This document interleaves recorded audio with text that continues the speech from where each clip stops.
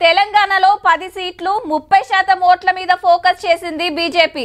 గతంలో 4 సీట్లు గెలవగా ఈసారి బలం పెంచుకోవాలని తీవ్రంగా ప్రయత్నిస్తోంది. దొరికిన ఏ చిన్న అవకాశం కూడా వదలడం లేదు. బలగం ఉన్న వారికే టికెట్లు ఇవ్వడంతో పాటు చేరికల మీద ప్రధానంగా దృష్టి సారించింది. Zaheerabad BRS MP BB Patil sir కూడా కండువా మార్చిండు ఢిల్లీలో. 10 ఏళ్లకెళ్లి దేశం మస్తు డెవలప్ అవుతుంది, మోడీ సార్ ఏలుబడి మస్తుంది, అందుకే బీజేపీలోకి వచ్చినా అనుకొచ్చిండు. సిట్టింగ్ ఎంపీ కాబట్టి టికెట్ కూడా ఓకే అయినట్టే. నిన్ననే Nagar Kurnool car party MP Ramulu sir కూడా కమలం పార్టీలోకి వచ్చే కొడుకుకు టికెట్ ఖాయమైందట. బీఆర్ఎస్ కున్నదే 9 మంది ఎంపీలు. మొన్ననే కాంగ్రెస్ ల కొగలు వీళ్ళిద్దరు, మిగిలిన 6 ఇట్లా రేపటెల్లుండి ఇంకెవరు పోయేది తెలియదు. అసెంబ్లీ ఎలక్షన్ ల కారు పల్టీ కొట్టే వరకు పార్లమెంట్ ఎలక్షన్ లా ఇంకెట్లుంటదోనని ఎవరితో వాళ్ళు చూసుకుంటారు అన్నట్టు. అప్పట్లో 88 ఎమ్మెల్యేలు గెలిస్తేనే 9 ఎంపీ సీట్లే గెలిచిరు. మరి ఉన్నోళ్ళు కూడా మళ్ళీ పోటీ చేయాలంటే వెనక పట్టు పడుతురట.